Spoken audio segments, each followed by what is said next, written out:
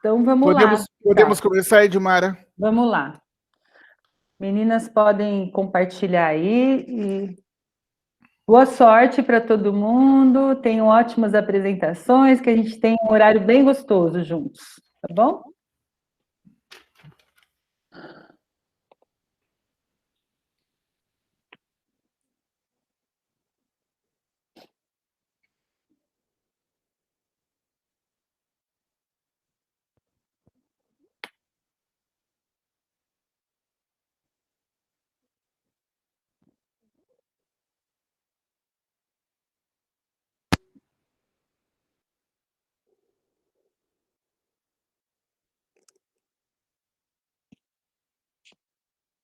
Consegue ouvir? A gente está ouvindo, mas não está conseguindo ver a apresentação. Não, Tá. não. Estão conseguindo ver? Agora sim, é só você colocar no modo apresentação. Ok.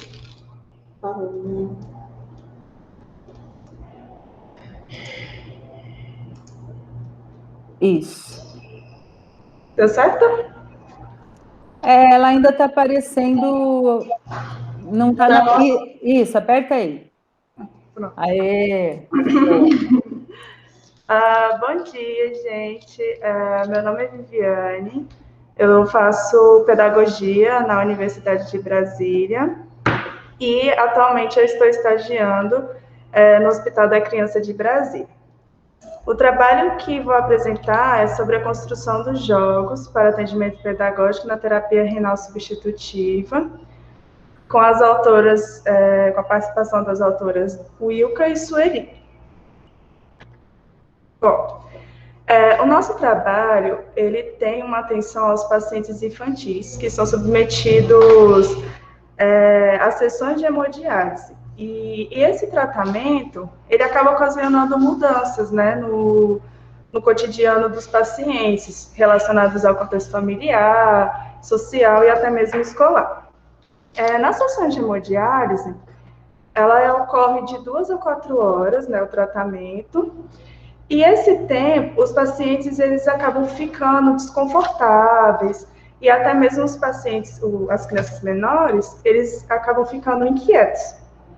Então, porque eles estão muito tempo sentados, sem poder se locomover.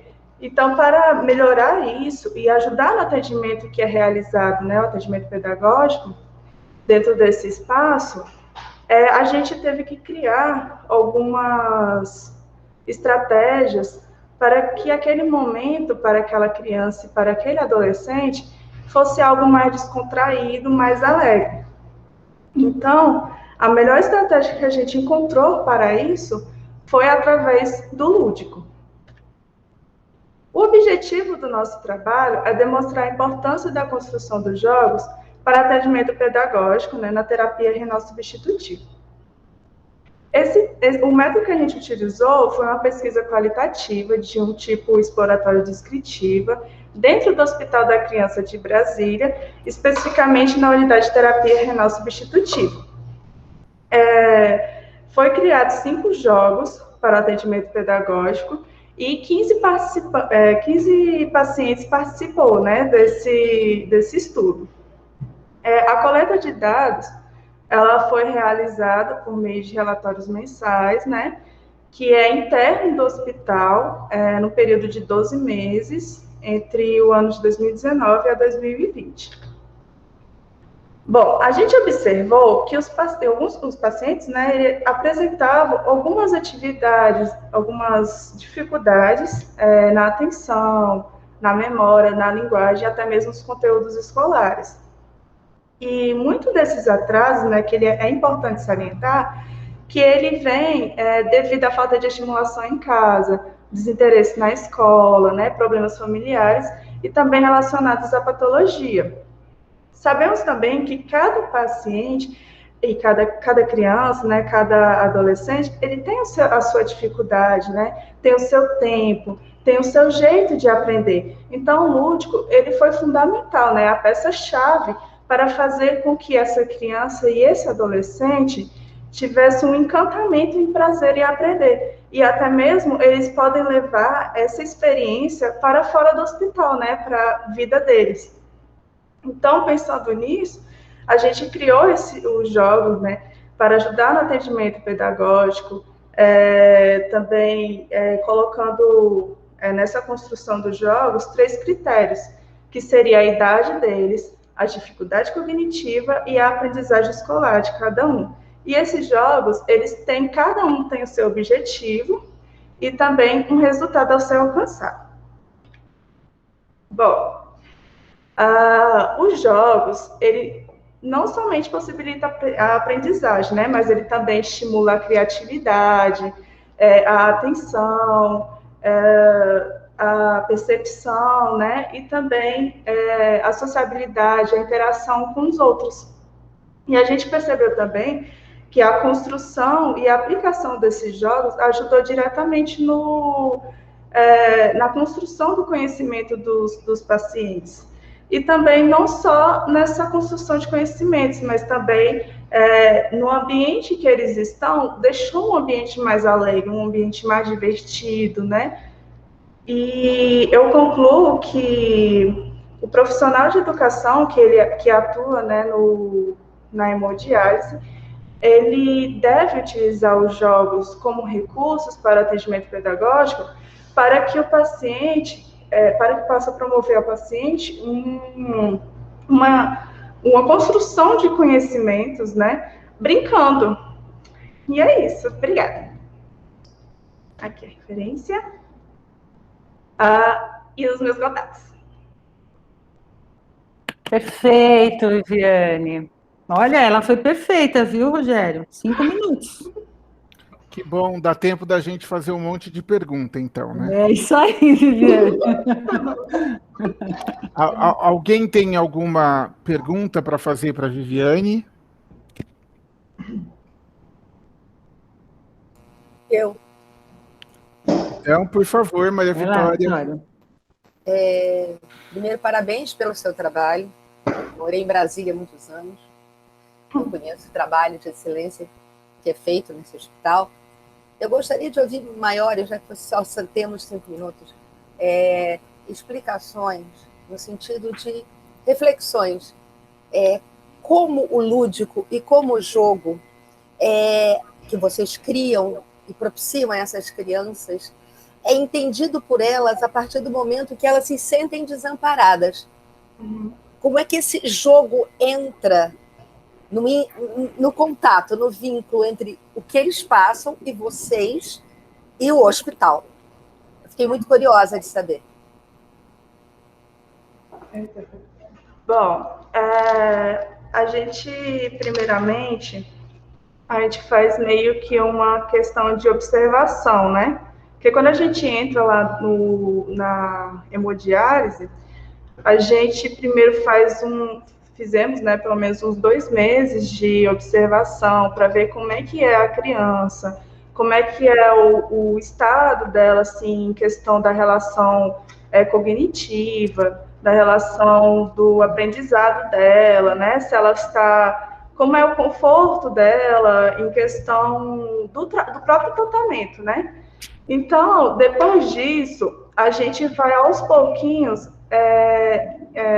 aplicando jogos, né, trazendo alguns brinquedos, estimulando elas, para ver como é que é essa relação delas sem o brinquedo e com o brinquedo dentro do hospital. E quando a gente observou que o brinquedo foi uma grande diferença para eles, fez com que eles fossem mais vezes para diálise, assim, muito mais animados para o hospital, para fazer aquele tratamento. Então, assim, foi algo que ajudou muito eles, a gente observou muito isso, e é isso, eu espero que eu tenha respondido a sua pergunta. Oi, Viviane. Eu achei muito interessante a sua fala, e ela me traz sempre uma preocupação, não no sentido do que você está fazendo, no sentido de como nós ainda nos abstemos de utilizar o jogo, que é algo fundamental para a criança nas nossas aulas. principalmente os pedagogos, os professores generalistas. Você traz um dado extremamente interessante no sentido que você fala, nós construímos jogos para os pacientes renais e eles melhorou o aprendizado deles.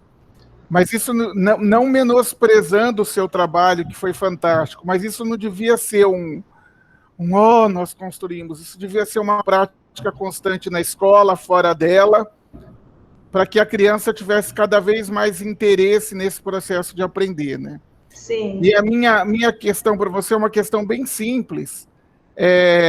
Como é que o hospital enxergou você, a equipe, né, você, brincando, né? Porque, na verdade, vocês começaram a brincar, e aí? E quem está fora? Quem é sério? Né? Porque você estava brincando, né? Como é que eles te olharam? Bom,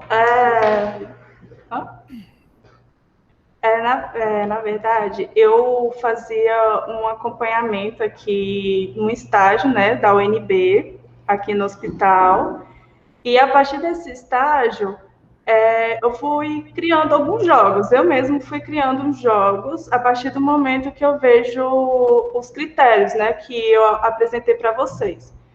E assim, a gente tem muita palestra aqui no hospital. A supervisora da supervisão do voluntariado e pedagogia hospitalar aqui do Hospital da Criança, né? Ela disponibiliza vários documentos, livros, dá reuniões para a gente sobre o brincar, que acaba estimulando a gente ainda mais nessa questão da ludicidade dentro do hospital, né, da questão da construção dos jogos. E assim, eu sempre gostei dessa relação do lúdico, né, na aprendizagem. Foi uma questão assim que eu me apeguei muito aqui no hospital, né? E a equipe em si, ela é uma equipe que atende o lúdico, né? Aqui em vários setores do hospital, entendeu? O que mais? Que bom, não, você já respondeu. Eu acho que a gente podia passar, Edmara, para a Patrícia, porque como é o mesmo ambiente, Sim, e aí isso que eu ia te falar. elas vão dar, de uma certa maneira, a Patrícia dá continuidade à fala da Viviane, Sim, e aí se houverem outras dúvidas, a gente, uma auxilia a concordo. outra. Pode ser, meninas? Pode ser, Patrícia? Pode ser. Bora lá, gente. Vou gravar, então, aqui o nosso time, tá bom? Tô boa nisso Bom, já. Então, nós vamos iniciar aqui.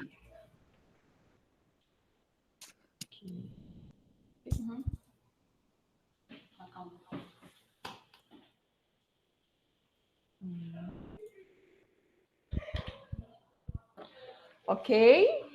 Estão me ouvindo? Sim. Certo. Então, bom dia a todos.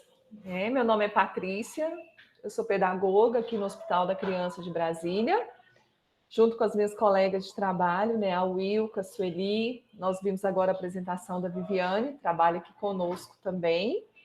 E é com muita alegria que, mais uma vez, estamos aqui para participar desse encontro do Dia do Brincar, que é tão significativo também para nós aqui no Hospital da Criança. É um dia muito importante. Aliás, eu acho que é o dia mais importante que nós temos aqui para celebrar aqui no hospital.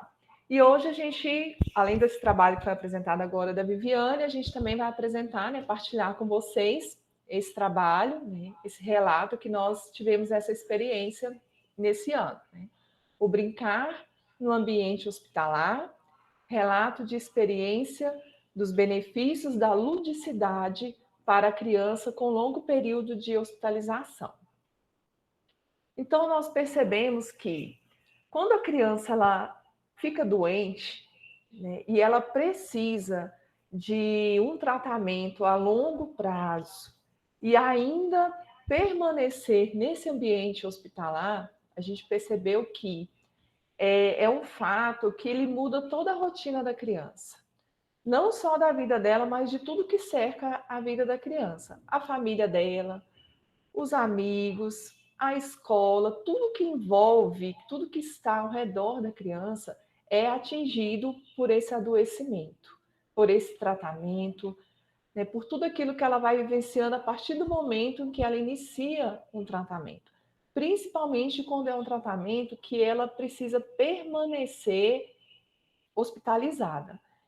E observando tudo isso, a gente vê que a ludicidade, o brincar, ele traz imensos benefícios. Isso a gente já lê, isso a gente conhece. Porém, a gente sabe que cada criança ela é um ser individual, né?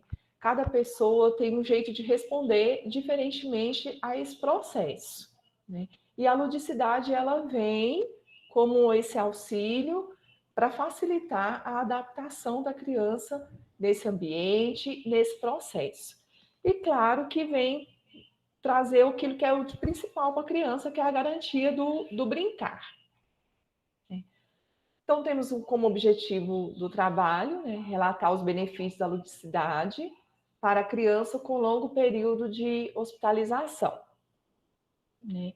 Esse trabalho ele foi realizado, né, por meio de observação participativa e por meio de registros internos, momentos de atendimento, momentos de interação, né? Nós acompanhamos uma paciente, né, com 7 anos de idade, que já estava vindo com um longo período de internação, né? E nós fizemos um atendimento mais específico com ela durante uns 3 meses, como nós colocamos aqui, né? Fevereiro, março e abril, mas ela já vinha de uma hospitalização longa, permanente, né? Devido ao tratamento dela. Então, nós fomos percebendo o seguinte, né? Muito tempo internada, né? A gente já faz um trabalho aqui de visitas, de disponibilização de brinquedos, de jogos, né? Essa parte interativa, né? Mas, né, durante alguns encontros, né, eu fui percebendo que o estado dessa paciente estava muito de desânimo, muito triste, apática, né? Geralmente contrário daquilo que ela transmitia para a gente, né? Muito sonolenta, não queria muito participar. Porém, a gente foi insistindo por meio de visitas, de conversas, né? E ela foi externando que, apesar da idade, né, 7 anos, que ela gostava de jogos, gostava de jogar, gostava de jogos diferentes, de aprender jogos diferentes. Então, diante dessa observação, dessa escuta, dessas conversas, a gente realizou um plano de atendimento lúdico. O que nós podemos fazer para poder minimizar, né, esses efeitos, esse mal-estar que ela estava vivendo por estar aqui muito tempo, né? E a gente realizou esse plano e, diante desse planejamento, a gente passou, né, a fazer visitas diárias, levando jogos e estando com ela nesse momento. Não só indo lá, deixei o jogo e saí do leito. Não. Sempre disponibilizei um horário, geralmente um horário mais no final da manhã, antes do almoço, é onde ela estava mais, não mais disposta, mas estava mais aberta para o diálogo, para a participação. Tinha dia no início que não, eu estava dormindo, não queria, e depois foi cedendo, né? E a gente foi levando diariamente, e com o passar do tempo, a gente percebeu que ela estava mais motivada, estava mais entusiasmada, apresentando mais a vontade de brincar, tanto que tanto os pais quanto a equipe de assistência foi percebendo essa mudança de atitude, mudança de comportamento dela, né? E isso influenciou muito positivamente na recuperação dela, né? Tanto que teve uma fisioterapeuta que comentou que era difícil, às vezes, para tirar ela de manhã do quarto, não queria para fazer as sessões, e com o passar do tempo ela já estava pronta, arrumadinha para poder, né, sair do leito para poder fazer as sessões de fisioterapia. E também com o passar do tempo, quando eu chegava, ela já estava pronta, sentadinha na mesa, já esperando para aquele momento de interação que era do jogo, né? Então a gente foi percebendo sobre a importância que realmente é a ludicidade, o brincar na vida da criança, né? Independente do seu estado de saúde naquele momento, seja ele emocional, psicológico, físico, neurológico, né? A criança, né, ela tem uma essência dentro dela que é o brincar. E assim, a gente percebeu que a ludicidade, ela traz esses benefícios, né? E a gente pôde experimentar isso, vivenciar isso com a própria criança. Tanto que ela estava com uma previsão ainda de 30, 40 dias para permanecer aqui.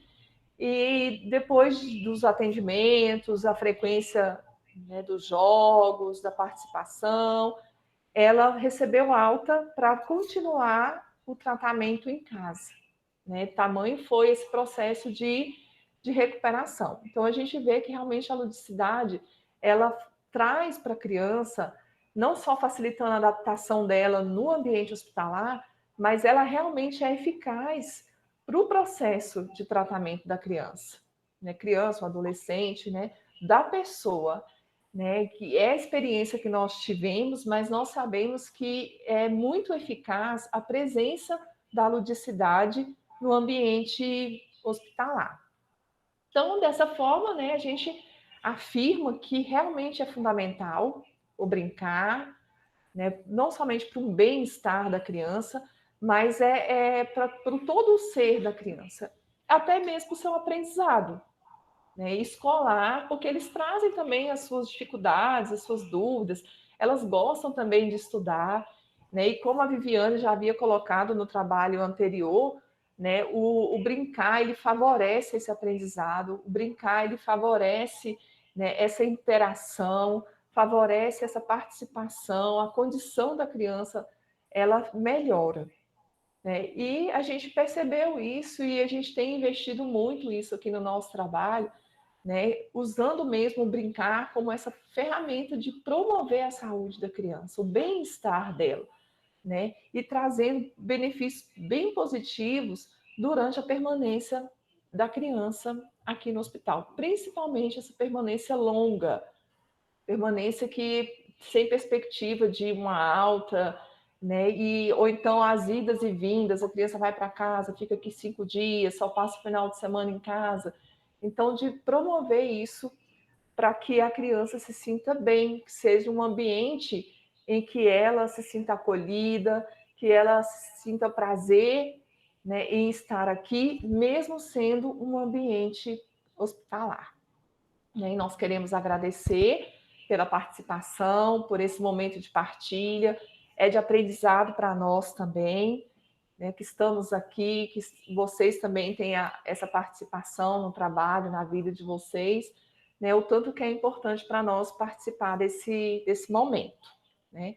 Aqui nós temos a nossa referência, aqui nós temos o meu contato, né? Não colocou aqui os contatos de Sueli e de Wilka, mas todo mundo já conhece bem aqui, que participam já tem algum tempo, né? Muito obrigada. Como a gente falou também, a gente não vai poder ficar para todas as apresentações, nós estamos, né, organizando um evento agora de manhã aqui no hospital, né, para esse dia tão importante para nós, mas no período da tarde nós vamos estar com vocês, né, participando também. Muito obrigada. É bingo, Patrícia, 10 minutos, hein? Muito bom. Obrigado a nós, Patrícia. Alguém tem alguma questão para a Patrícia? Eu queria falar rapidamente, queria dar os parabéns para a Patrícia, para todo o grupo de vocês aí do Hospital de Brasília.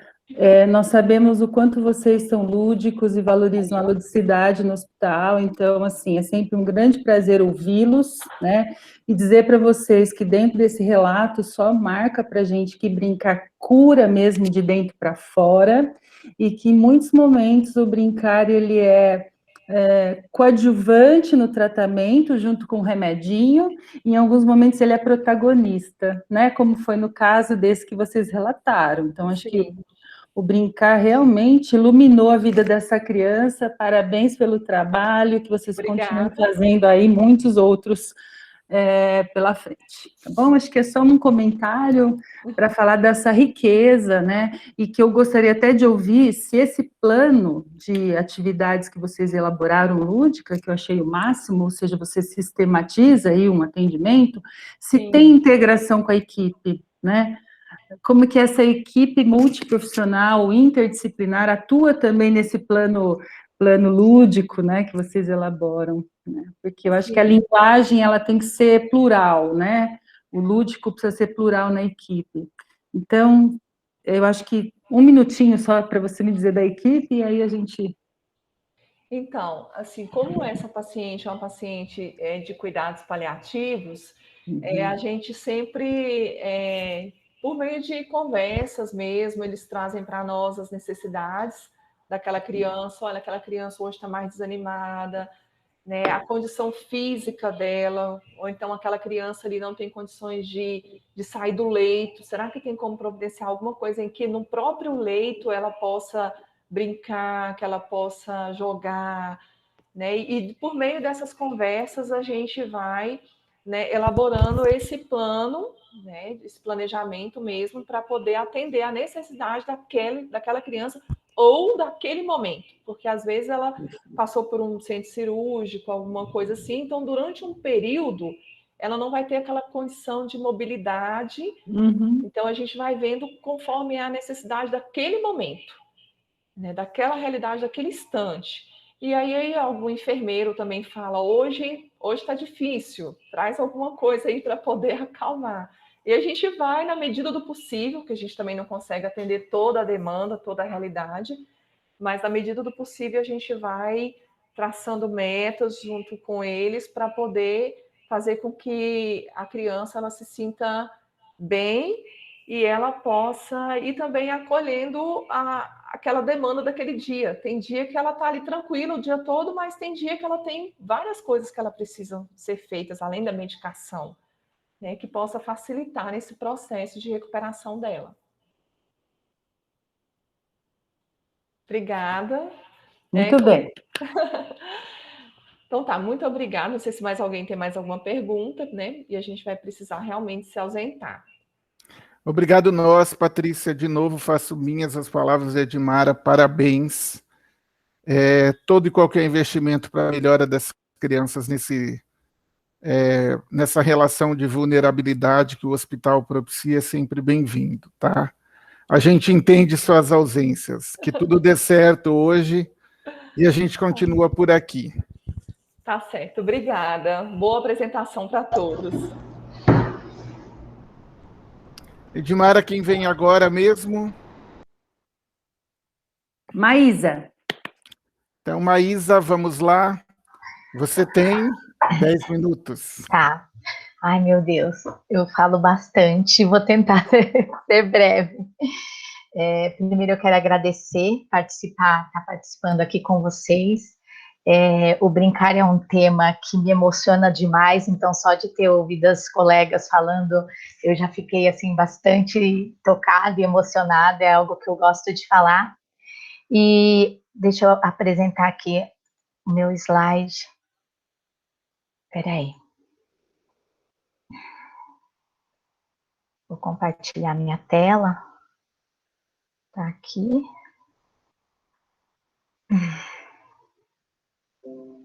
Vocês estão conseguindo ver? Não? Sim, Então, Maísa, sim, estamos vendo. Eu não sei se eu fiz certo, para mim só está aparecendo a minha tela mesmo, eu acho que eu tenho que... Não, é assim mesmo. É isso mesmo. Para você vai aparecer só a apresentação. Tá. A gente aparece e depois, na hora que você finalizar a apresentação... Tá, joia. Bom, eu sou professora Maísa, de Educação Física, e em 2016 eu fiz um curso de Agentes do Brincar, que mudou bastante, assim, a minha atuação. Eu sou professora da rede pública da cidade de São Paulo, e já dentro da área da educação física, a gente já trabalha bastante a questão do movimento, dos jogos, das brincadeiras, e algo que eu vejo na educação fundamental, né, no ensino fundamental, é que as crianças estão indo cada vez mais cedo para a escola, né, quando mudou a questão de série para ano. Então, o primeiro aninho são crianças muito pequenas, que vai para um prédio maior, que muitas vezes não tem um parque, que acontece as aulas diferente do que eles estavam acostumados, e isso já era algo que, como professora de educação física, eu gostava bastante de incentivá-los na brincadeira, nos jogos e nos movimentos. E depois que eu fiz esse curso de agentes do brincar, o brincar iluminou mais ainda a minha vida, e eu acho que a vida dos alunos. Então, eu gosto dessa frase que fala: nada ilumina mais o cérebro do que o brincar, que é de Stuart Brown. E o contexto do projeto aconteceu, né, no ensino fundamental, o brincar como direito, e a importância das escolas de ensino fundamental 1 e 2, que são as EMEFs, criar espaços e tempos para essa experiência humana, que é rica, complexa e cheia de aprendizagens, que é o brincar. E, na verdade, o projeto iniciou em 2016, ele se desdobrou em 2 projetos, mas a princípio era o projeto Brincar, Brinquedos e Brincadeiras, com as crianças do ensino fundamental, e depois eu senti a necessidade de ampliar esse projeto para trabalhar com os alunos do ensino fundamental 2, né? O primeiro projeto é Fundamental 1, e o projeto Alunos Monitores com os alunos do ensino fundamental 2, sexto ao nono ano. Então, o objetivo era incentivar o livre brincar e as brincadeiras tradicionais dentro da EMEF, conscientizar toda a comunidade escolar da importância e de garantir esse direito às crianças e também aos adolescentes. Também era permitir e incentivar o protagonismo juvenil por meio do brincar com práticas culturais, envolver os alunos nas atividades de colaboração com os professores, com os funcionários nas suas rotinas e nos eventos da escola, ajudando eles a desenvolver competências na área de relações interpessoais, que é o aprender a conviver. Também tinha como objetivo colaborar com o trabalho escolar à medida que as crianças e adolescentes consigam se expressar livremente brincando e desenvolvem suas potencialidades de forma integral, tornando-se mais resistente ao estresse e menos propensa a comportamentos violentos e antissociais. E um dos objetivos também era construir uma cultura de paz, com base na harmonia e no prazer da convivência. Os resultados que nós tivemos, desde 2016, esse projeto acontece na minha escola, e infelizmente com a pandemia não está acontecendo, né? Mas a gente sabe que vai ter continuidade, e cultivou-se na escola uma cultura muito favorável ao brincar. É grande a procura por vagas no projeto, tanto dos alunos Fundamental 1 como do Fundamental 2, como eu tive que estruturá-lo, o projeto dentro do ambiente formal, de como eram das regras, né, da SME, então eu tenho um número limitados para oferecer de vagas, né? Depois eu vou explicar como o projeto acontece. E é muito grande a procura, né? Os pais procuram para colocar suas crianças, os alunos, os adolescentes querem participar. Outro resultado que nós observamos, ele garantiu as crianças e conscientizou os pais, o corpo docente, a gestão e a equipe de apoio toda ao brincar enquanto direito e importância na vida humana. A gente sente que a nossa escola hoje ampliou essa visão, ficou muito, muito forte. Todos os funcionários, professores, todo mundo aprova, como fala, eles consideram e desejam mesmo que esse projeto continue caminhando. Faz parte da nossa escola hoje, esse projeto. Não foi uma coisa que aconteceu um ano, um semestre e passou. Já faz parte do nosso cotidiano, e o brincar para todos da escola é visto com grande importância, né? Os alunos monitores do Brincar, eles protagonizam atuando nos projetos, nos eventos da escola. Então, a gente teve Dia da Família da Escola, em que nós convidamos uma psicóloga para falar aos pais, e enquanto isso, eles puderam levar toda a família, as crianças pequenas, e os monitores ficavam em outro espaço, oferecendo brincadeiras, brinquedos, jogos, interagindo. Os alunos monitores participam do Dia do Aprender Brincando, que normalmente a gente fecha uma rua próximo da escola e passa o dia lá oferecendo esse momento de brincadeiras. Nas feiras de trocas, nos recreios divertidos, né? A gente chama recreios divertidos. Então, é feita uma escala, alguns alunos monitores vão para trabalhar, brincar nos recreios junto com as crianças. Então, é muito legal ver alunos de 9º, 8º ano brincando junto com os do 1º, 2º, 3º. E aí os funcionários observaram um recreio mais animado e com menos conflito entre as crianças. Outro resultado foi o fortalecimento das interações intergeracionais, né? A gente falou de todas as idades misturadas e brincando junto, e da inclusão de todos, né? Aqui tem uma foto de uma aluna cadeirante que ela participava imensamente desse projeto e envolvia outros ali, muito legal.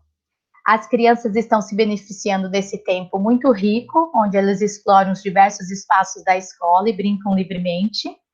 E os pais se mostram muito contentes com o trabalho e valorizam esse tempo para os seus filhos. Como que aconteceu o projeto? Eu tive que realizar dentro desse formato mais educação da secretaria, no contraturno dos alunos.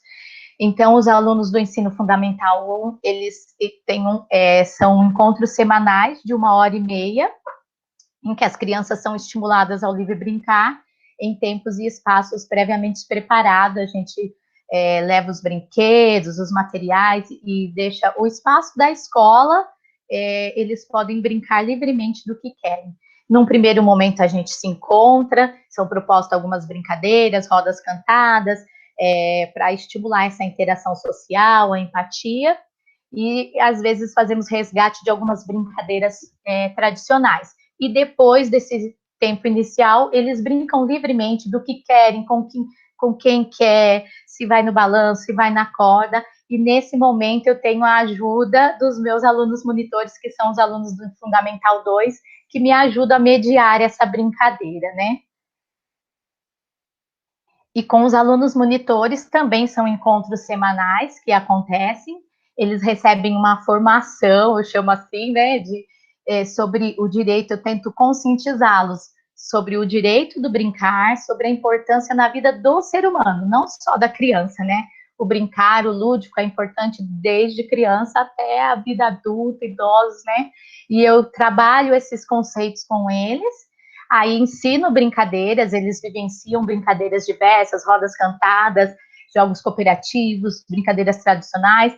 Eles aprendem e também ensinam outros, às vezes eles que trazem algumas propostas de brincadeiras, e depois esses conhecimentos eles utilizam nos momentos de monitoria, que seria no projeto Brincar com os alunos do Fundamental 1, quando acontece aquele momento do encontro desses alunos, e também nos projetos da escola, nos eventos que acontecem da escola. Todo o evento que acontece na escola sempre tem uma participação do Brincar, do grupinho dos alunos monitores do Brincar. Ou eles apresentam uma brincadeira, uma roda cantada. Em todos os eventos a gente consegue colocar o Brincar junto lá. E os alunos... Oi. Maísa, um minutinho. Tá. E os alunos monitores, eles produzem também um registro, né, desse trabalho e participam. Quando eu consigo, levo a parques, centros culturais. Essa foto é de uma oficina com o Marlo Chucrutes, que teve lá no Centro Cultural perto da nossa escola, e eles puderam participar comigo, e oficinas de brincadeiras, os materiais, brinquedos, né, a gente disponibiliza vários tipos de materiais, brinquedos, balanço, material estruturado ou não. O brincar, então, eu sempre coloco como um direito, foi como eu apresentei na escola o projeto, né, tem as leis que a gente costuma citar, que evidenciam isso, do brincar como um direito, Eu tenho aqui as referências, que eu usei bastante, filmes, livros, documentários, e esse é o meu contato. Eu acho que eu consegui, dá vontade de falar bastante coisa, mas eu acho que eu consegui resumir. É isso. Se tiverem alguma pergunta, vou interromper aqui meu compartilhamento. Que lindo trabalho, Maísa, parabéns, caramba, muito legal, né? Esse envolvimento, esse extra, né, como você coloca, quiçá um dia estar incorporado nos currículos essa questão, né? Forte. Então, parabéns. Mas eu teria 1 milhão de perguntas para você, porque brincar é a minha paixão, né? Os jogos das É a amiga brincadeiras. também. Mas eu tive uma experiência semelhante à sua, não como monitoria. Eu trabalhei com atividade circense com alunos do 9º ano numa escola municipal em Ponta Porã, Mato Grosso do Sul. E passado o bimestre, por uma proposta, a gente lança a proposta para eles no ar, né? Para ver se eles compram a proposta, e a gente conseguiu montar, entre aspas, um espetáculo que eles foram apresentar para os alunos do 1º e 2º ano, que a escola tinha 2 unidades, então, em uma outra unidade. Foi uma experiência fantástica, porque eles se colocaram no lugar de artista, num lugar de valorizado, e crianças, às vezes, que eram desvalorizadas. Eles se sentem importantes, né? No cotidiano, e foi muito legal. Eu acho que essa ideia de monitor que você coloca é perfeita. Eu tenho uma vontade ainda de fazer um estudo que eu queria colocar uma caixa de brinquedos no quintal da escola, no pátio, com corda, elástico, peão, bolinha de gude, e deixar aquela quase com uma Alice no País das Maravilhas, no lugar de ter o beba-me ou coma-me, escrito brinque-me, né? Uhum. E aí ver como é que eles iam desenrolar isso com os brinquedos. Mas E parabéns, brincam Maísa. muito. Eu queria Muito só bom. colocar mais uma coisinha que eu acho assim importante, né? Como eu tive que apresentar esse projeto, eu tive que criar dentro daquele formato, eu tinha que apresentar para o conselho de escola para ser aprovado ou não. Então, todo ano ou todo semestre, eu tinha que apresentar e ser aprovado ou não. E quando eu comecei com os alunos monitores, né, a primeira, eles teve uma procura muito grande, e um professor de história, que fazia parte do conselho, disse, Maísa, você traz as crianças aqui para brincar na escola ao invés de estudar? Como assim? E eu senti um clima meio assim, eu falei, ai meu Deus, será que vai passar? E passou no conselho, beleza, aconteceu o projeto durante 1 ano. Quando foi renovar esse projeto, novamente no conselho, eu apresentei de novo, apresentei alguns resultados, falei novamente, e na hora da votação, né, o presidente do conselho perguntou, alguém quer falar alguma coisa? Esse professor levantou a mão, eu falei, pronto, ele vai querer acabar com o meu projeto. E aí ele falou assim, não, eu preciso falar que realmente esse projeto mudou a nossa escola. Os alunos se envolveram de uma forma que eu não esperava, porque o Brincar se envolveu em todos os eventos da escola. Era a feira literária, era o que fosse. Esses alunos estavam ali brincando e participando, né? Então, isso fortaleceu muito esse brincar na nossa escola, e eu vejo o quanto é importante. Às vezes a gente acha que os adolescentes, né, sei lá, algumas pessoas pensam, né, eles querem brincar assim também, e eles aprendem brincando, né? E a interação deles com os menores também foi bem, bem bacana. Eu sou muito orgulhosa desse resultado que a gente teve na escola, assim. Sou bem apaixonada pelo brincar. Parabéns, Obrigada, gente. Parabéns, Muito obrigada. Maísa. Isso aí, pessoal, vamos seguir? Rogério, Vamos. temos agora a Andréia e a Adriana. Andréia e Adriana, estamos com as duas aqui ou só a Andréia? Só a Andréia. Vamos lá, Andréia? Vamos sim. Lembrando que neste aeroporto o voo que vos fala é de duração de 10 minutos. Tá certo, vou ser o mais breve possível. Eu sou Andréia Dias, moro em Petrolina, Pernambuco.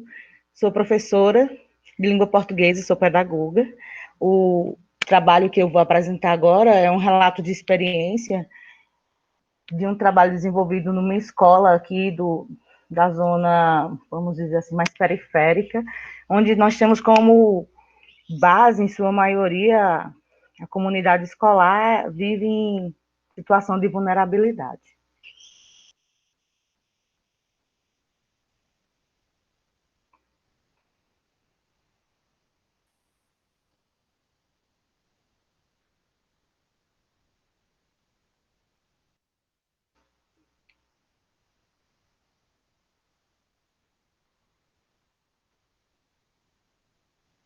Todo mundo me vê? Todo mundo consegue ver o slide? E me ouvem bem? Sim, só falta você colocar na apresentação. Eu já coloquei, não foi? Ah, então vai. Então daqui a pouco ele vem naquela. Às vezes o Meet fica travando quando o É, slide está expandido, mas aí se não passar, por favor, me avisem, tá? tá certo. O relato, eu trago essa perspectiva do relato de experiência dentro de um processo de documentação narrativa do saber docente. A gente analisou uma proposta que foi inicialmente um desafio, quando eu assumi a escola, uma turma de 6º ano para ministrar aula de língua portuguesa, e eu cheguei na escola com a perspectiva de que eu teria ali crianças, no sentido amplo da palavra, aptas a brincar, considerando que o ato de brincar seria uma característica inerente dessas crianças, e para minha decepção e tristeza, não era. O slide já foi, passou para todo mundo ou não passou? Tá com a tela parada. Falta apresentar só, mas a gente segue, não tem problema, Não, Andréia. eu vou fazer o seguinte, eu vou passar ele assim, que assim eu Isso, sei que ele vai. tá ótimo. Uhum.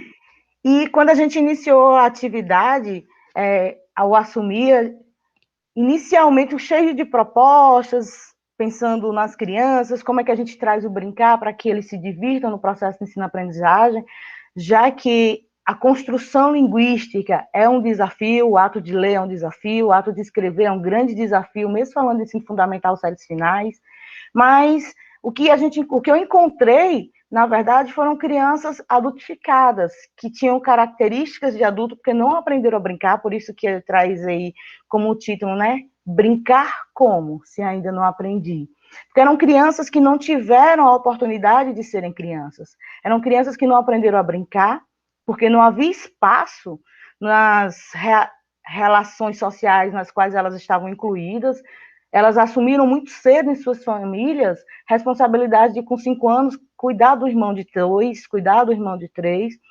Essa atividade foi desenvolvida com um grupo de crianças entre 11 e 14 anos de idade, que inclusive 14 já não deveria, né? Ainda está no 6º ano. E tudo aquilo que se propunha em termos de brincar, de perceber, de trazer essa ludicidade para a sala de aula, era vista por eles, em sua maioria, como algo que era perder tempo, porque eles queriam ir embora, eles queriam ir para casa cuidar do irmão, eles queriam fazer o jantar, porque tinha alguém que ia chegar, a mãe ia chegar do trabalho e prezava que o almoço, que a janta estivesse pronta, pegar o irmão na creche, e mais surpreendente ainda, tinha criança que tinha criança, né, que já era mãe, que tinha que pegar o filho, que deixou com a vizinha, e observar tudo aquilo era angustiante, perceber que eles não tiveram direito de ser criança, eles não tiveram direito de brincar, e eles não sabiam brincar, eles achavam que brincar era perder tempo. Ah, hoje a aula vai ser só brincadeira, a aula vai ser só um filme, a gente vai discutir isso. Professora, não tem como me liberar, não. E vinha aí de uma filosofia que em outros ambientes escolares eles eram dispensados mesmo para irem para suas casas, arrumarem casa, fazer o almoço, tomar conta de todas essas questões. Então, ao me deparar com essa situação, a primeira coisa que eu pensei foi, então a gente vai ter que aprender a brincar, porque era importante, inclusive para as constituições emocionais daquelas crianças, e a gente parou um momento em que eu pedi para fazer escuta. Vamos conversar do que vocês gostam, vamos fazer uma produção oral. Então, a gente partiu desse princípio da produção oral para que eles entendessem que eu não estava apenas querendo saber deles, que eles também não queriam falar sobre eles, mas eu queria saber o que eles viam como texto, o que era produção, e que a gente ia começar fazendo essa produção dentro da oralidade, como era a importância ali era ter uma nota, não uma construção formativa, não uma construção identitária, e eles começaram a falar.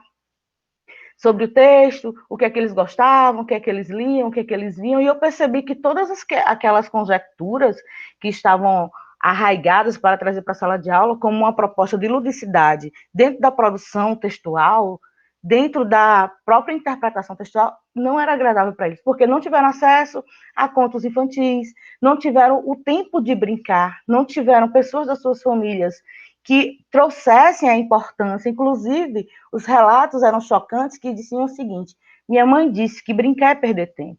Minha avó disse que não tenho que brincar, não, que eu tenho que tomar conta do meu irmão, que eu tenho que varrer o quintal, que eu tenho que olhar a panela que está no fogo, que eu tenho que arrumar tudo antes de vir para a escola, que eu tenho que levar, pegar meu irmão na creche, meu primo na creche. Então, quando eu me deparei com todas essas situações, e eles foram falando isso no processo de escuta, nesse momento de produção oral, o choque foi ainda maior, porque aí eu consegui entender por que é que a aula não era interessante. Porque o mundo que eu trouxe para a sala de aula, que eu conhecia como um mundo voltado para crianças, um mundo que seria interessante, divertido para eles, era perder tempo. Porque eles aprenderam que brincar era perder tempo, eles não aprenderam a brincar.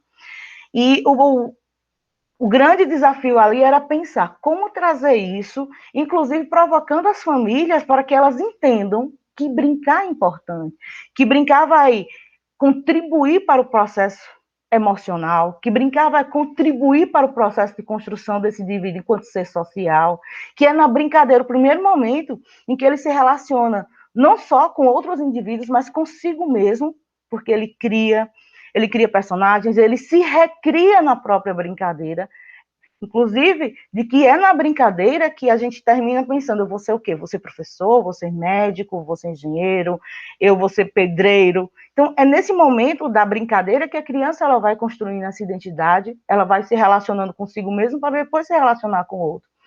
E vamos desenvolver um projeto para tentar modificar essa estrutura. Quando eu digo tentar, porque são muitas emoções arraigadas, são muitos conceitos construídos dentro do âmbito social, familiar, que é mais forte naquele momento ali do que o ambiente escolar, que era só um complemento de etapas, e a gente tentar desmistificar todos esses processos e construir novos processos. E aí começamos a desenvolver toda uma estrutura dentro da ludicidade, e eu tentando saber com eles o que é engraçado, o que é interessante para vocês. E eles começaram a trazer seu Lunga, que é um personagem bem conhecido aqui em Pernambuco, conhecido de uma forma muito de caricatura, do nordestino que é ignorante, e eles achavam isso engraçado, e tinham como referencial Lampião, Maria Bonita. Então a gente começou a construir, dentro dessa praticidade, dentro dessa visão que eles tinham do que era ludicidade. Então, vamos estudar vários aspectos. Se fosse seu Lunga, como é que seu Lunga veria isso? Que piada seu Lunga diria em relação a isso? Qual seria essa grosseria? E aí eu consegui levar para a sala de aula uma série de estruturas textuais que relatavam aí Maria Bonita, Lampião, seu Lunga, Ariano e várias outras coisas que inicialmente não seria uma proposta minha, mas que os próprios alunos redirecionaram essa experiência de ludicidade, redirecionaram essa experiência do próprio brincar e como brincar dentro desse aspecto. E aí foi o momento que a gente começou a desenvolver atividades em que eles brincaram de ser artistas, brincaram de ser palhaços, brincaram de reconstruir ali naquele espaço e sair do ambiente adulto-infantil que eles tinham, que era em que tudo era uma responsabilidade, e começar a entender que aquele momento de ludicidade na sala de aula, que a gente parava para analisar algumas coisas, que a gente brincava da própria brincadeira de rodas, que a gente terminava encenando alguns textos que as pessoas produziam em relação a seu Lunga, alguns momentos históricos do próprio Lampião e Maria Bonita, de algumas peças de Ariano, e como fazer uma maquiagem com isso, como pintar o rosto, como aprender a sorrir, porque a tristeza que eu via naqueles olhos me contavam mais do que o que as bocas falavam. Teve nesse período um relato bem triste de um menino que nunca falava nada e ficava o tempo todo quieto na sala de aula, e um dia ele abriu a boca e perguntou, né? Por que eu vou perder tempo, professora, brincando? Eu não posso ir para minha casa, não. Eu me assustei mais com a pergunta, por ele ser ele que falou, do que pelo próprio contexto do questionamento. E quando eu cheguei perto, eu vi que ele estava todo arranhado.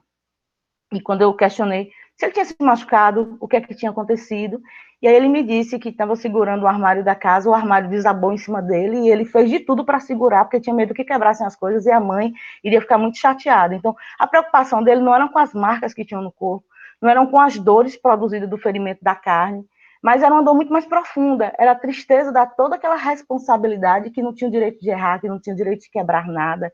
E quando eu consegui ver aquele menino envolvido, eu pedi para ele não ir, né? Ele ficou envolvido ali naquele processo da construção dos textos, e eles trouxeram várias propostas, a gente terminou crescendo esse projeto da ludicidade, o que eles propuseram, a escola terminou abraçando, um grupo não, né? Porque achavam que era perder tempo, vai perder tempo deixar de ensinar algumas estruturas gramaticais, deixar de ensinar algumas estruturas da técnica de redação para perder tempo com esses meninos construindo aí por exemplo, o figurino de Lampião, como seria? O figurino de Seu Lunga, e a gente construiu isso com reciclagem, com TNT, tantas coisas, e as pessoas olhavam assim, André, você deveria estar cumprindo aí. André, avião vai descer em 1 minuto.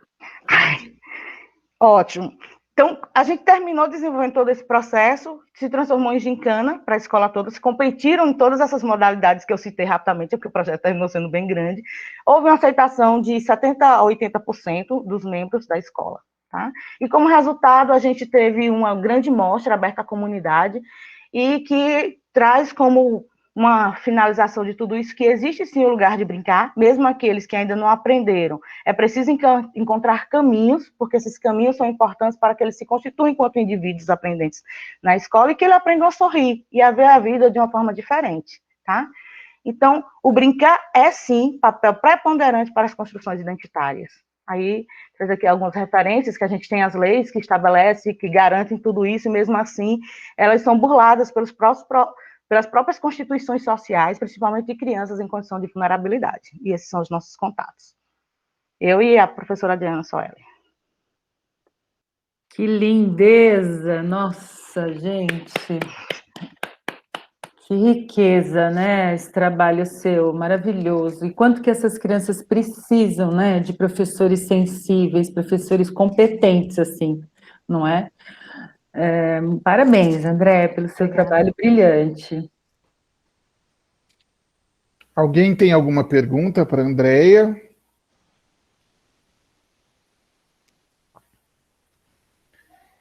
Andréia, eu só tenho alguma coisa que às vezes fica, né, a pulguinha. Eu acho que essas crianças, mesmo tendo negado as infâncias negadas que elas tiveram, a gente que estuda jogo e brincadeira sabe que em determinados momentos elas já brincaram. Eu acho que talvez o brincar como se eu ainda não aprendi, será que não seria esse brincar que a gente entende como obrigatório que seja dessa maneira? Porque elas brincaram, sim. Porque a gente sabe que a criança, ela está lá cuidando do irmão, ela pode estar lá ninando o irmão, mas ela está num jogo simbólico, ela está brincando. Então, assim, o teu projeto é lindo, tua ideia é fantástica. Eu só acho que o seu não ainda aprendi, talvez você encontrasse uma outra maneira. Eu entendi o que você falou, está muito claro na sua fala, mas talvez se tivesse um outro caminho para que não fosse tão assertivo, se eu não ainda aprendi. Porque a gente sabe que a criança brinca. Ela brinca, inclusive, tem duas cenas muito interessantes, uma delas de uma reportagem da Rede Globo, da década de 80, do Fantástico, eu fui recuperar essa reportagem para estar como exemplo da minha tese, de crianças em meio à seca, no Nordeste, num cenário extremamente caótico, as crianças no chão brincando de boizinho com osso de animal que tinha morrido de fome. E uma outra cena é em Kosovo, na guerra de Kosovo, morrendo gente de tudo quanto é lado, e as duas crianças sentadas brincando de boneca, enquanto o cenário lá atrás era caótico, de coisas explodindo e assim por diante. Então eu sei que a gente tem ainda um país que nega o direito de brincar, que a criança, esse direito é tolhido dela, porque ela tem que cuidar da família, porque ela tem que fazer as coisas, mas eu acho que de uma maneira bem peculiar ela brinca, tá? É uma sugestão para você. Sim, obrigada. Eu entendo, talvez, porque a coisa fica tanto na minha cabeça que às vezes eu tenho a impressão que quando eu coloco o título, as outras pessoas vão compreender a partir dos meus olhos. Quando eu digo brincar como se eu ainda não aprendi, mas é que essa seria a fala dele, não a fala do projeto, a fala da criança, que quando a gente propõe, vamos brincar, e ele, apesar da criança ter brincado, eu concordo, acredito que a gente internar desde a infância, crescendo, desenvolvendo, mesmo com toda a negação da família, que não há momento para brincar, ele brinca. Mas na cabeça da criança, ele diz que não brinca, porque não teve tempo, não aprendeu a brincar e que não houve esse espaço. Quando surgiu o título, surgiu a partir da escuta, seria uma representação das falas. Ok, então. É isso que eu tinha. Não, mas eu agradeço e eu vou repensar, vou modificar, porque isso é uma coisa que, como eu disse, ficou para mim, né? Fui eu que ouvi, então as outras pessoas, ao verem, não vão ter a mesma percepção, porque não estiveram naquele momento lá, e não vão perceber que foi uma fala de uma criança. Mas eu agradeço, eu vou repensar sim, e vou ajustar. Parabéns. Quem vem agora? Comandante agora é o Igor. Edmara. Agora é o seu Igor. Pois não, gente. Decolando. Decolando. Não, justo só decolar quando apareceu o PowerPoint, poxa. Pode deixar que eu estou no controle, Perfeito, então. 1 minuto. Adorei esse começo já, gente. Ok, podemos começar. Bom, primeiramente, bom dia para todos e todas. Sou o Igor Arnaldo, estou aqui para falar sobre jogos educativos e gamificação, do conceito à prática. Tudo começou quando eu estava finalizando a pós-graduação no Cefet, em Educação Tecnológica, e eu percebi que estava havendo uma falta, para mim, do estudo sobre a filosofia do jogo, pois Foucault já dizia, né, que não me pergunte quem eu sou e também não me peça para permanecer o mesmo. E se a gente analisar num prazo de 1950 a 2020, 70 anos, a tecnologia deu um salto praticamente quântico.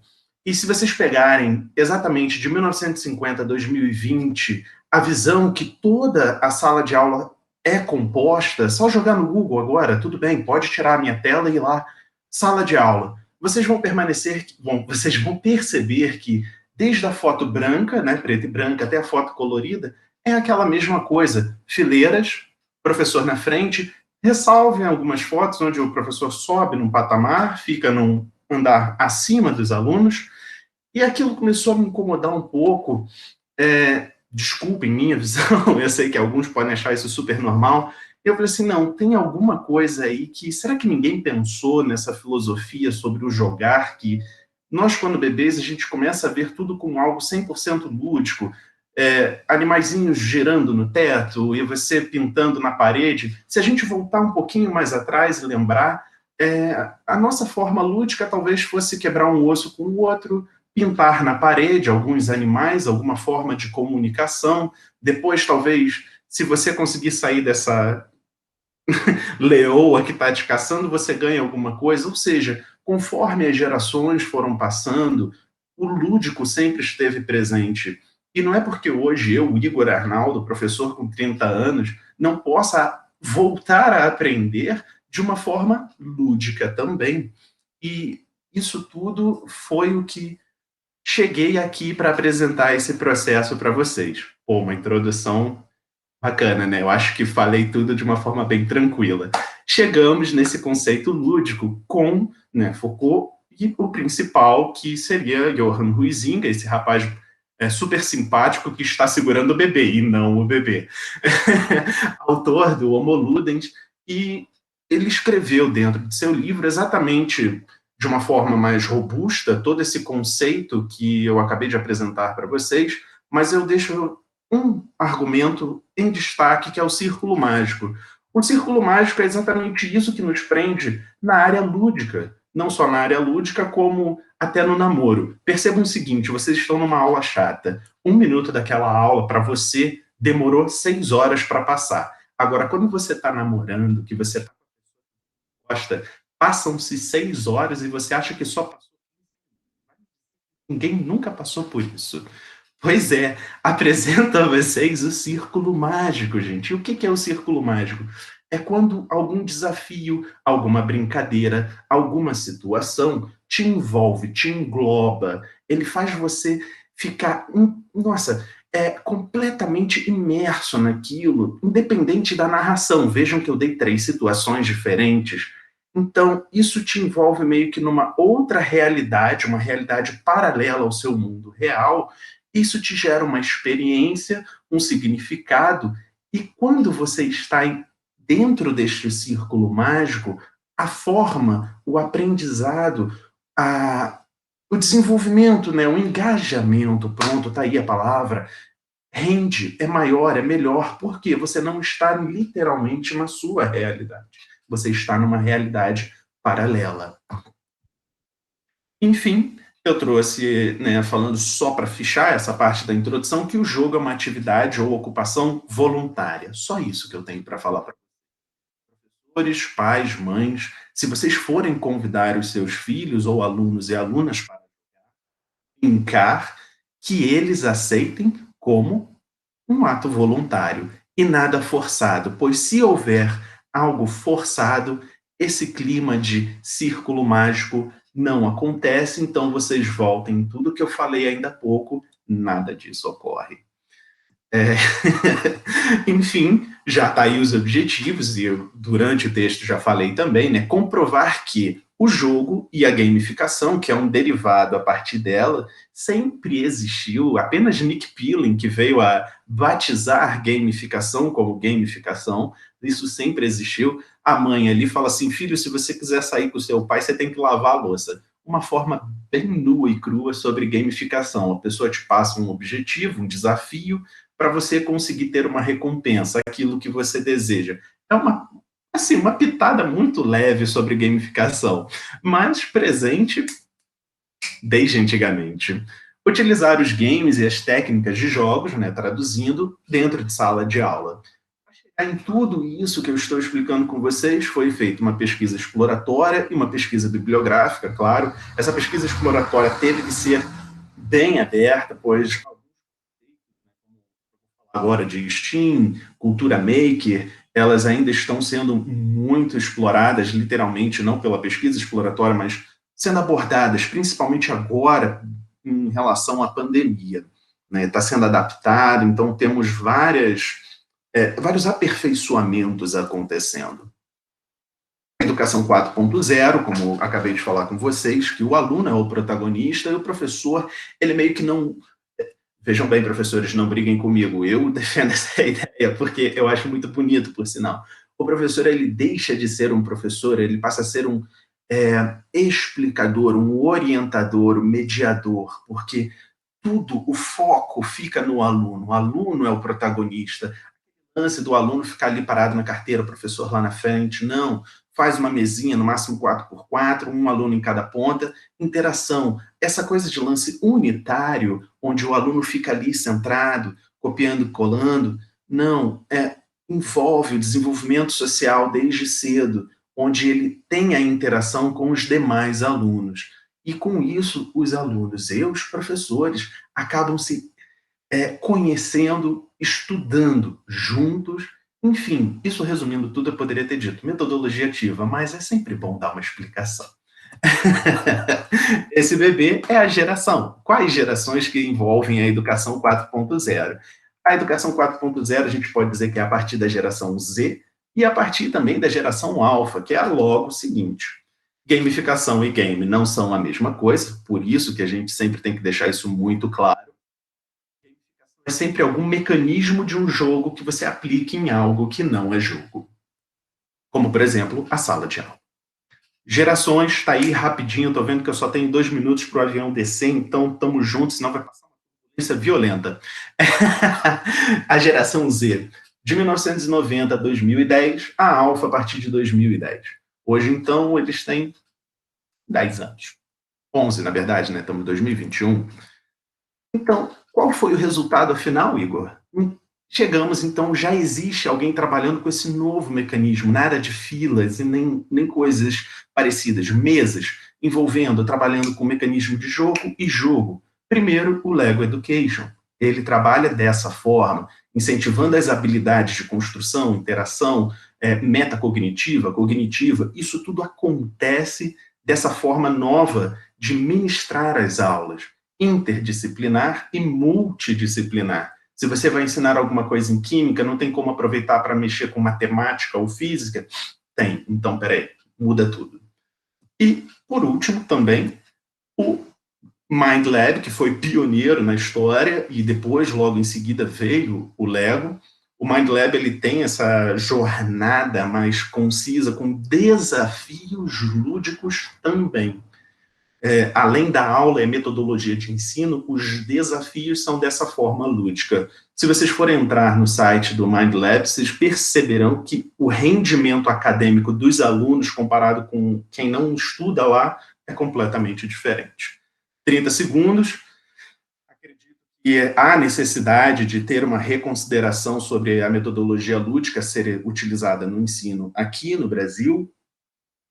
As referências que eu utilizei são muitas, mas está aí um apanhado. Gente, olha, se eu tivesse algum problema pulmonar, eu teria caído duro no chão agora. Meu nome, Igor Arnaldo, prazer em conhecê-los, meu telefone para contato, meu e-mail. Eu fico por aqui, ainda tenho 15 segundos, mas satisfeito, espero que vocês tenham gostado. Tenham um bom dia para todos.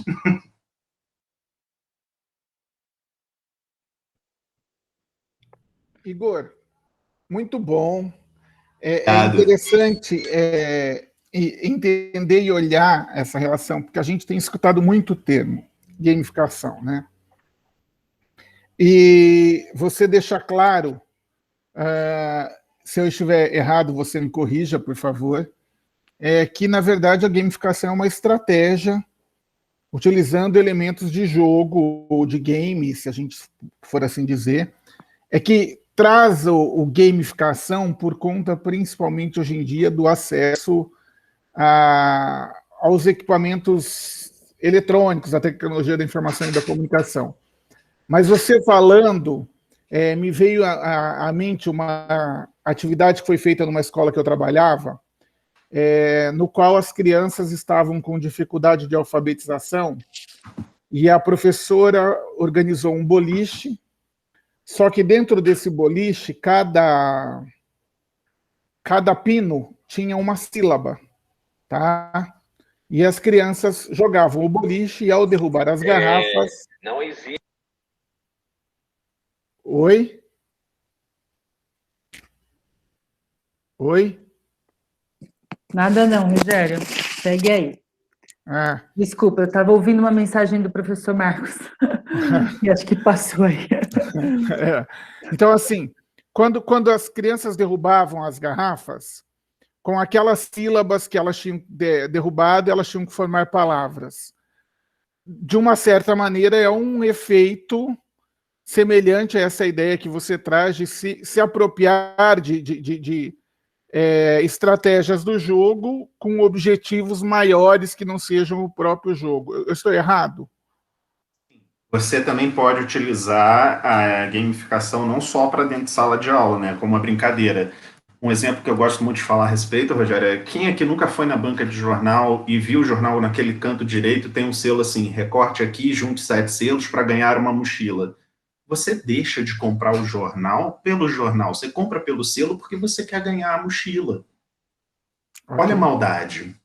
Então, Rogério, é exatamente isso. Você pode envolver um outro propósito lúdico dentro do lúdico, que foi o que você falou. A pessoa começa a selecionar agora os pinos, não porque ele quer derrubar, porque ele quer formar a palavra dele, seja o nome, seja a palavra amor. Acredito que tenha completado. Não, perfeito. É só essa relação, porque às vezes, como o nome gamificação já começa com a ideia de uma palavra que vem do inglês, Sim. né? Muitas vezes assusta as pessoas que acreditam que tenha toda uma relação com web, só com uma parte avançada de tecnologia. E aí o seu exemplo de banco é perfeito, não é só. Claro que está muito mais latente na tecnologia. Sim. Se me permite, posso fazer um adendo? Ainda dá tempo? Sim, senhor.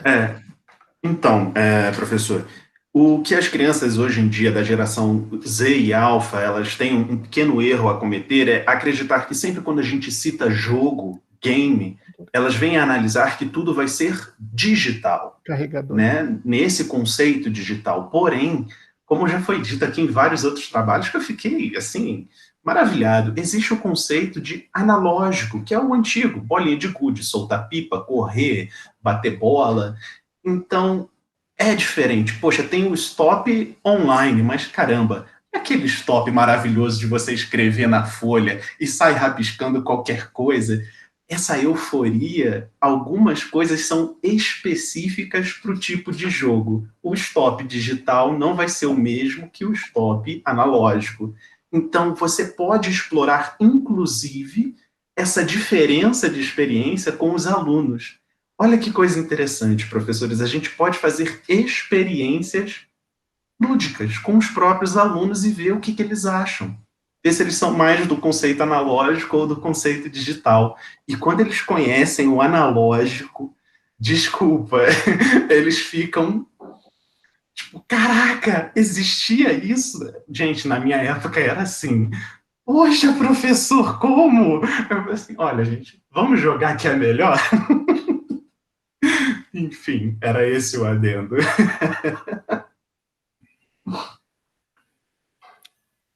Muito bom. Alguém mais tem alguma coisa para o Igor, já que eu monopolizei? Muito bom. Perfeito, então, pessoal. Igor, muito obrigado, né? Acho que a gente vai para a última apresentação e aí depois a gente volta, conversa mais um pouquinho, né? Sobre os trabalhos. Então, Rogério, comandante, último trabalho, Isabela, Natasha e Maria Vitória. Maria Vitória dá agora? Você acha que as meninas estão aí? Elas estão, sim. A Natasha e a Isabelinha estão aqui. Ah, que ótimo. Deu certo, então. Não se esqueça do Pix, tá? Depois a gente passa Claro, Rogério. A UFRJ depositará na sua conta rapidamente. Aí não ficou bom, Rogério. Maria Vitória, você foi perfeita.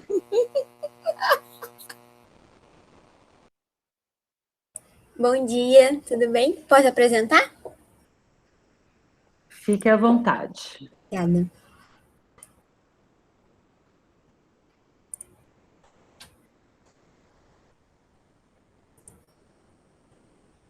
Só um minutinho aqui. Eu vou ter que apresentar a tela inteira, tá? Desculpem. Que ele não está reconhecendo para apresentar só o PowerPoint. Então, vocês vão se ver aí por uns instantes.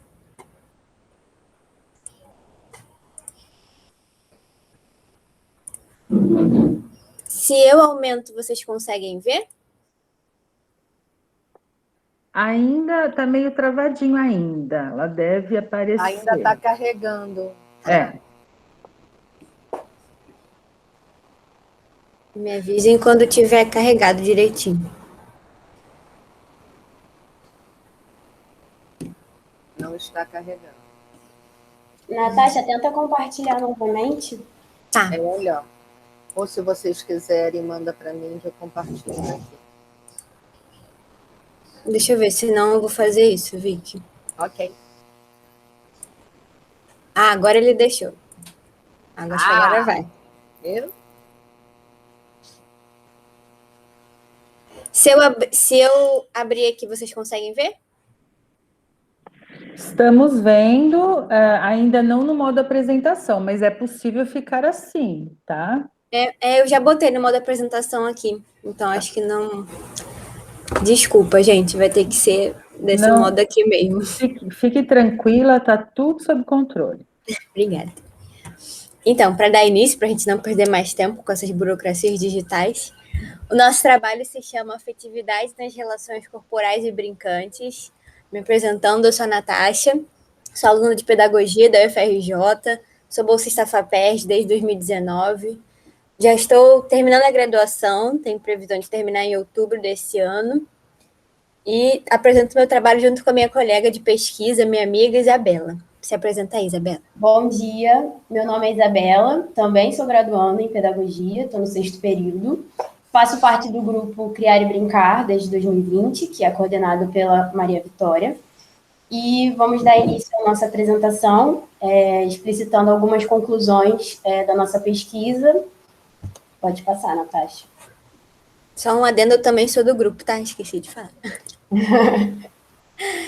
Então, nosso grupo, como a Isabela falou, foi fundado pela nossa professora querida, coordenadora Maria Vitória. Ele foi fundado em 2009, na UFRJ mesmo. Os conceitos primários dos estudos do Lupeia são afetividade, ludicidade e criatividade. E a nossa pesquisa está atrelada a uma pesquisa maior, intitulada Criatividade e Educação, diferentes linguagens no espaço de ensino-aprendizagem. A gente colocou aqui 3 livros, tá? Que foram produzidos pelo nosso grupo. Esse daqui, que é o Criar e Brincar, o Lúdico no Processo de Ensino-Aprendizagem, o Brincar na Prática Docente e o Processo Criativo na Prática Docente, sendo esses 2 parte da coleção Lanterna da Proa, na Proa. O objetivo geral do nosso trabalho é investigar o papel da afetividade e das diferentes expressões da criança no contexto da primeira infância. E os específicos se resumem em compreender a relação entre afetividade e manifestações corporais na primeira infância, apontar de que forma o corpo se constitui como uma linguagem, analisar como o brincar pode auxiliar os movimentos corporais e identificar possíveis problemas de impedimento da linguagem corporal. E a metodologia que a gente usou no nosso trabalho foi de revisão bibliográfica, de cunho qualitativo, pois a mesma foi desenvolvida com base em material já elaborado. E a pesquisa aqui apresentada teve início em 2020 e ainda está em fase de andamento. A gente já tem algumas primeiras conclusões que nós vamos apresentar a seguir. A afetividade, na nossa pesquisa, aparece como um fator central, pois chegamos à conclusão que é a partir desse conceito que é possível compreender a expressividade corporal da criança como uma linguagem. E para começar o nosso trabalho, a gente precisa falar da criança. Então, a gente utiliza muitos conceitos do psicanalista Winnicott, que é o autor primário do nosso grupo de pesquisa, que ele pesquisou durante muitos anos de sua vida o desenvolvimento infantil. E para o Winnicott, a criança é um ser humano. Então, a gente precisa encará-la como um ser humano comum, como nós aqui. A gente não vai considerá-la como um mini adulto, né, como foi considerado durante muitos anos, antigamente, mas é compreender que ela também tem sentimentos. Embora ela não saiba descrevê-los, mas ela consegue sentir. Quer complementar? Para o Winnicott, a criança, então, deve ser vista como um ser humano, como a Natasha falou, e é importante a gente olhar para o que a criança traz, né? Olhando ela como um sujeito inteiro, completo, que tem voz, e que vai expressar de alguma forma a sua voz, as suas necessidades. E é necessário, além disso, permitir que a criança tenha o seu objeto transicional, conceito também desenvolvido pelo Winnicott, e que diz respeito a algum objeto que remeta a criança à sua realidade interna e à exterior, ou seja, o meio em sua volta. Essa transição é importante para reforçar a segurança da criança e aparece muitas vezes em forma de brincadeira, né, na forma do brincar. E aqui, como a gente pode ver, né, rapidinho explicando, esses 3 personagens que a gente pegou, a Mônica, o Linus e o Caio, eles têm esse objeto transicional. A Mônica com o Sansão, o Linus com o seu lençol, e o Caio tem até 2, tem o coelhinho e o lençol. Mostrando que toda vez que eles pegam, se vocês lembrarem dos desenhos, né, eu acho que o Caio, ele é mais recente, assim, Mas toda vez que eles pegam esses objetos, eles conseguem ficar mais tranquilos, eles se sentem mais seguros, que é a segurança que a gente trouxe aqui, que o Winnicott estudou. E encerrando também esse tópico da criança, é muito importante que o adulto passe para ela uma confiabilidade, que está dentro dessas, que conversa com essa segurança. Que é necessária essa construção para que o aprendizado dela se torne mais efetivo e prazeroso. Então, a criança ela constrói um vínculo com o seu objeto e precisa da confiabilidade do adulto para reforçar essa segurança e dando confiança nesse processo. E para manifestar as suas necessidades, a criança vai utilizar o seu corpo para estabelecer uma comunicação com esse meio externo, através de gestos, movimentos, brincadeiras. Ela vai transformar em símbolo as suas trocas e as suas experiências. Dessa forma, podemos ressaltar que o brincar é uma linguagem característica da infância e um ato que vai representar as subjetividades da criança. Sim. E aí, adentrando aqui sobre o corpo, que é um dos fatores que também permeiam a nossa pesquisa, é que ele é o principal meio pelo qual a criança se expressa, né? Se comunica, que a gente já viu ali no slide da linguagem. E aí a gente destaca 2 conceitos da autora Arenhart, que existe o corpo brincante e o corpo oprimido. O brincante é o corpo que se movimenta e que encontra nele mesmo a possibilidade de se experienciar como um brinquedo, como podemos observar no contexto escolar, por exemplo, que é marcado por questões cotidianas que acabam limitando a criança de vivenciar e de expressar esse corpo.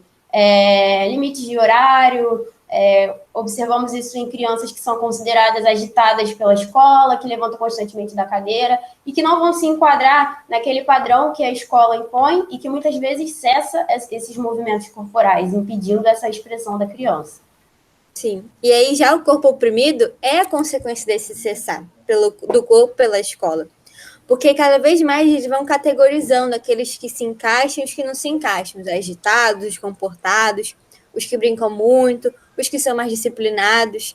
E aí a gente traz aqui a Montessori também, que fez um belíssimo trabalho sobre a infância, que ela fala sobre essa limitação do corpo, que impossibilita da criança se conectar consigo mesma, né? E é aí que gera problemas de desenvolvimento infantil e a gente consegue perceber que a cultura escolar, ela vira um agente opressor da liberdade corporal.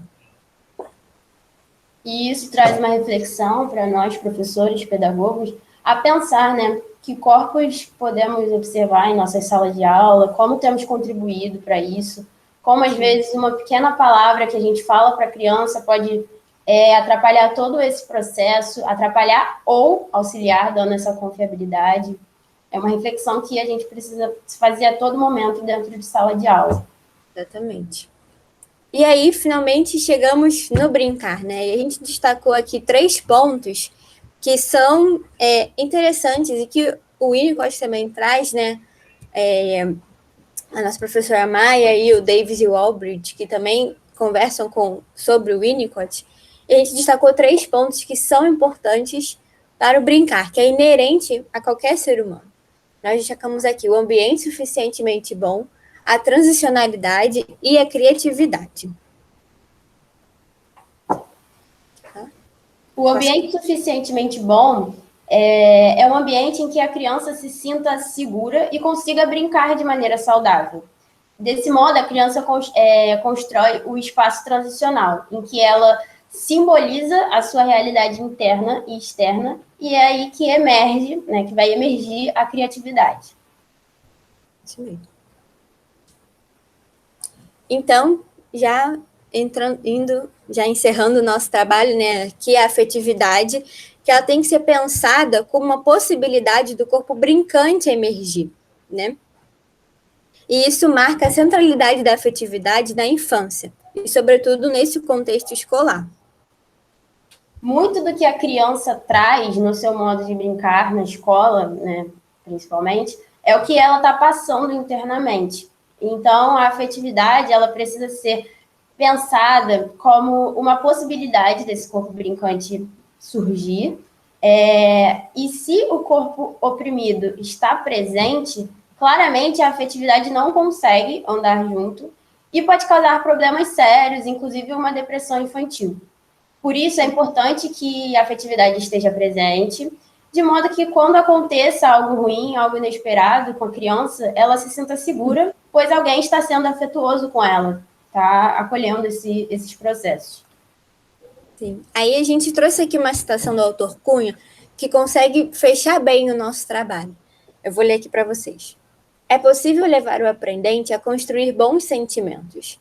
Ajudar o educando a ser feliz não significa livrá-lo de todos os percalços, que às vezes transcendem a abrangência de controle da escola, mas conduzi-lo durante o caminho com a certeza de que ele será capaz de superá-los. Ou seja, a afetividade ela não retira os limites, né? Ela torna o processo mais simples e acolhedor. Essas daqui são as nossas referências que a gente utilizou. E muito obrigada. Obrigada pela oportunidade de estar falando aqui. Parabéns, meninas. Obrigada. A professora está com um olhar afetivo ali para vocês. Né? Obrigada. Parabéns pelo trabalho. Eu quero parabenizar a professora Maria Vitória por trazer as meninas, por falar de um projeto tão importante, né? E dizer da importância da formação lúdica, né? Que é o que você está propondo no seu nesse projeto grande, né, Maria Vitória? Acho que a importância de ver essas jovenzinhas aí entendendo a importância de realmente tornar-se brincante, né? E eu particularmente adorei, eu quero até ler o Arenharte, anotei aqui, porque me interessei muito por essa questão do corpo brincante, do corpo oprimido.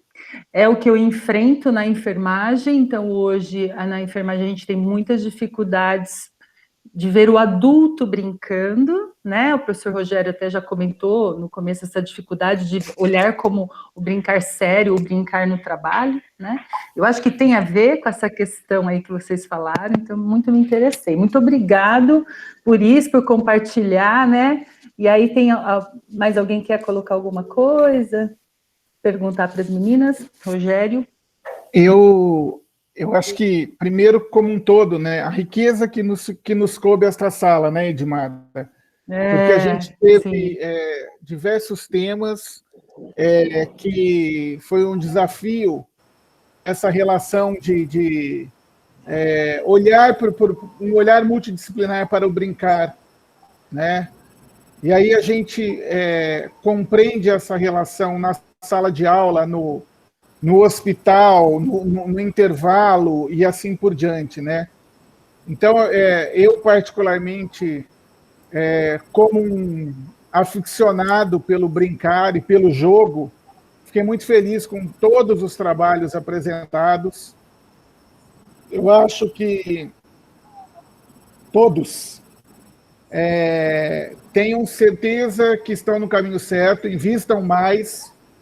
Embora estejamos vivendo tempos obscuros, do ponto de vista acadêmico, do ponto de vista governamental, e como hoje a gente está falando sobre o brincar, que é uma coisa muito boa, a gente evita falar do capeta, né? Mas é fundamental que vocês prossigam. A gente precisa de pessoas como vocês para que o nosso objeto de estudo, para que aquilo que a gente percebe como essencial para a criança, e não só para a criança, para o adolescente, para o adulto, permaneça, e que a gente consiga, como disse o Igor, né, analogicamente falando, brincar do ponto de vista analógico também, voltar para analógico sem perder o digital. O que eu tinha para falar para vocês é isso. Eu estou em mais uma sala daqui a pouco, e depois, à tarde, eu vou estar falando de uma... Aí é uma fala minha, de um estudo que eu tenho sobre... Eu tenho estudado vocabulário do jogo, e aí é um convite para vocês, quem tiver interesse, que é uma ideia que ultimamente vem me surgindo. Nosso chefe Mora apareceu aqui, né? Quando a barba branca aparece, você fala, meu Deus, apareceu o diretor na porta da janela, né? Eu não sei se eu aceito como um elogio a barba branca. A gente está brincando aqui e aí, de repente, passa o diretor na porta da janela e fala que balbúrdia é essa, né? É o diretor aqui. É o Cabidel, Cabidel. Como diretor da farra, né? Então, é interessante que ele pega o final dessa sala fantástica, desses trabalhos maravilhosos. Lembrem-se de arrumarem os vossos resumos para que estejam presentes nos anais, porque do ponto de vista acadêmico, para vocês que estão terminando graduação, quem está em mestrado, quem está...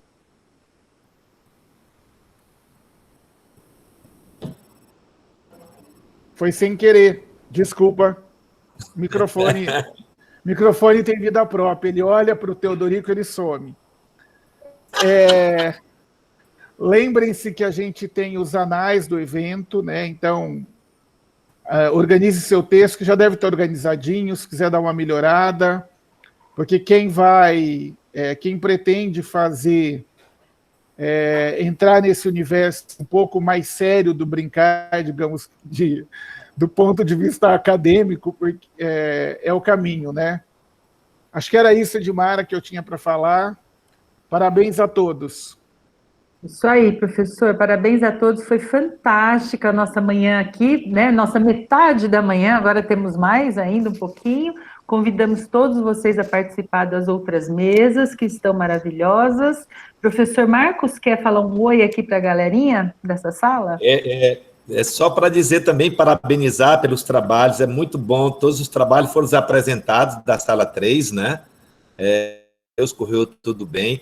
E o mais importante, Rogério, é que além dos anais, que vai ser publicado, a gente já falou isso, né?